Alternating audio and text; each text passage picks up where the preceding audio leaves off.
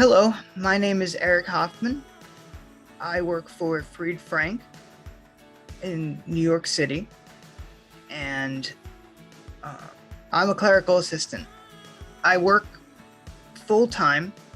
I'm currently remote, and my day consists of usually it's waiting on emails from people to ask me to assist them with different tasks. Those tasks can all range from data entry to, well, it's usually data entry. um, and any sort of, it varies a lot. I have a large amount of literature that I consume. But I would say I really enjoy high fantasy, by far the most, and also classical literature, any sort of classical stuff, Shakespeare. My favorite author is H.P. Lovecraft. Also I like R.A. Salvatore and a few other high fantasy things. I really love Tolkien, yeah, and all of those, anything with fantasy concepts. And I've jumped around quite a few different genres, and well, it's just always, I'm a writer myself, so I always take inspiration. I particularly enjoy writing in the fantasy genre, swords and sorcery, magic, anything, even if it's cheesy, I still enjoy it. Well, I've been reading for a really long time. I'd say I remember doing book reports in elementary school.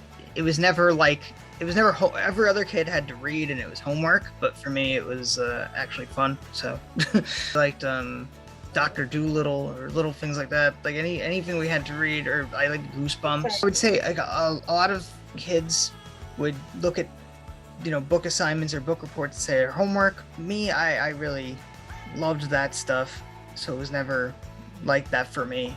And at first I remember I really liked Dr. Dolittle, or I liked any of those other sort of Journey to the Center of the Earth, or any of those sorts of things. And then I got into Goosebumps. That got really popular. The Goosebumps and all the horror anthology stuff. Actually, I really would start to truly appreciate literature wouldn't even be till later, because of Shakespeare in a lot of my high school courses, and some of my love of music ended up influencing my literary choices. So I would listen to a band, and if a band talked about a book, I would read it. I would any sort, like the horror classes, especially like Dracula, Frankenstein, Phantom of the Opera. All of those books were very, very influential to me. Shakespeare was really difficult for a lot of kids, but I understood a lot of the language, so I helped a lot of kids learn how to read Shakespeare. I think I had teachers thanking me for making Shakespeare more interesting for people. And to me, I'd find that stuff to be absolutely fascinating. But I also a lot of I really enjoy mythology. So a lot of mythology. In fact, I would have wanted maybe to teach mythology at a collegiate level, but it was too much. But overall, I would say I really like the folklore and mythology of other places. Everything from the Nordic mythology and any sort of like the any of this, like any sort of myths, folklore from any sort of things. And then there's a book called American Gods by Neil Gaiman that actually has a bunch of characters from all different kinds of folklore, and I always found that to be particularly fascinating. Um, and my girlfriend got me into Harry Potter. That was more recent, but I did enjoy that. It wasn't initially something that well, my girlfriend really liked Harry Potter, like always, and then I sort of, and as I was living with her, I started like reading all of it. I had audiobooks because honestly, I don't have the propensity to read um, in the same way, so I had to. I used a lot of audiobooks, and it was my first time reading an audiobook, and I was kind of cynical about it, but then so Harry Potter kept me really invested. I found that the world building was superior. There was so much in it.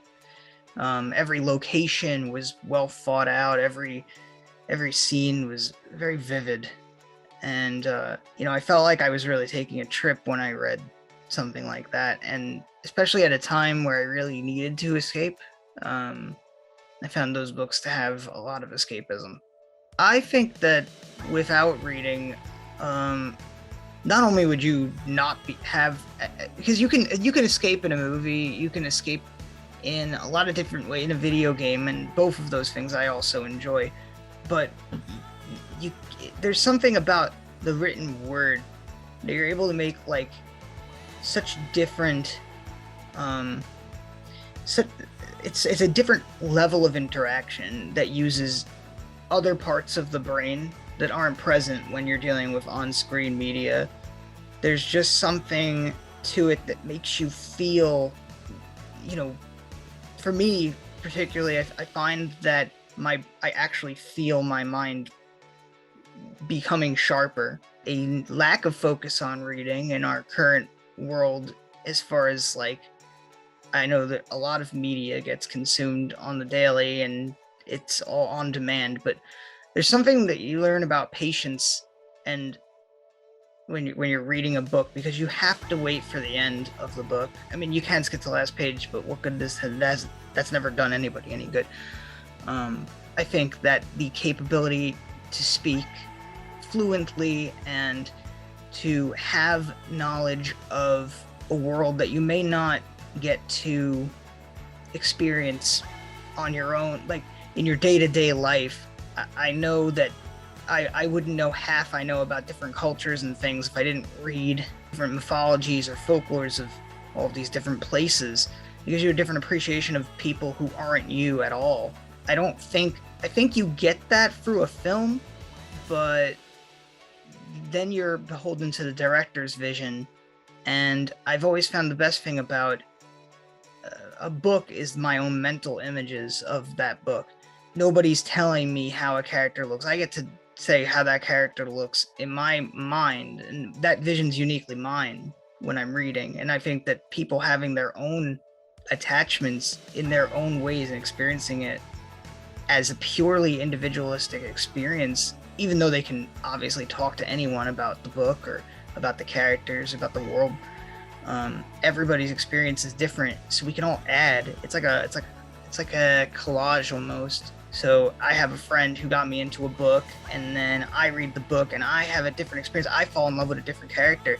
I fall in love with a different location or time in the book, and then I might have a different view on how a character feels. Sure, you can do this with any sort of visual medium, but there's so much more from the director as far as how you should feel about a said character, whether it's through music or through any other means on the screen, visually, what they're wearing, what they're doing. There's so many cues, and even though the writer gives those cues, you can play around a lot more in your own head with it, and I think that makes you think more critically. Reading has always, well, I guess because I've always had a sort of affinity for vocabulary anyway, but as far as on my actual job, when people are asking things of you, or people are, well, I guess this also goes for personal life as well, but when you can communicate with more words, people understand you better. I've encountered some people who might be intimidated by a larger vocabulary, but at least even those people, I know which things to say that they can understand, and and people tend to be more appreciative when you can be more being able to say what you need to say when it comes to doing a task or working in a group or anything like that. Can easily, people really, you're misunderstood less by having the capability to have more words at your disposal, and then when people speak back to you, you in turn understand them more fully, because your comprehension, you can watch a movie or you can play a video game, and different parts of the brain are stimulated in those activities, but reading is the one where comprehension comes in, and comprehension, without that, someone could be asking me to do something and I could say yes and I could go to do it, but maybe I don't do it fully to their expectation because I misunderstood something. This might sound counterintuitive, but I do believe that the internet is by far, like, honestly, the internet, the only, because I'm pretty much a Luddite when it comes to all this new technology. If you have a particular topic you're interested in, I would say find out about, research books about that topic. If you are watching a show and the show has a subject matter and you're like, oh, I enjoy this, other media can lead you to books. And I find that that's the one good thing about our very not reading oriented culture, is that at least the things, they are available. I mean, libraries still exist, and I'm a huge proponent of those. You can still walk in and get a book, but in order to know what book I'm looking for, I might go online. I might talk to people, research based on a topic that I like. I might look at, now I enjoy research, so to me, maybe it's easier for me. Maybe I don't think about it, the experience of not having that. Even just quickly saying, oh, well, what about the X, Y, or Z topic? And then you search it, and then people say, oh, there's a book about it here or there. I've been using ebooks, and I've downloaded ebooks, and even using the phone as a device to read when you may not have the physical book to sit down with. It's still reading. It still entertains the same parts of the brain. It's not, you're actually staring at your screen for a purpose. No. I think reading actually colors the soul, in the sense of, if you are reading, you start out a blank canvas, right? And then as you're reading, the words and the thoughts and the images, they collectively fill you in. So you start out black and white, and then you get filled in with all these different colors and shades, what it is you read. And as you continue to read, you amass experience in those things. It paints a picture, and it's your own picture, because like I said before, when you read, you're making your own mental image. You're making your own judgments about the piece, as opposed to when we wear a t-shirt, when I wear a band shirt, or I wear a shirt from a TV show and I have someone else's images on me. My soul has my images that I've acquired from reading. I mean, consuming in general, yes, but specifically reading, because the ideas that I get from that aren't informed by anyone else's vision. The author, you could say, has their own vision, but because my mind's eye is the best author, and I think everyone can individually enjoy their own experience that way.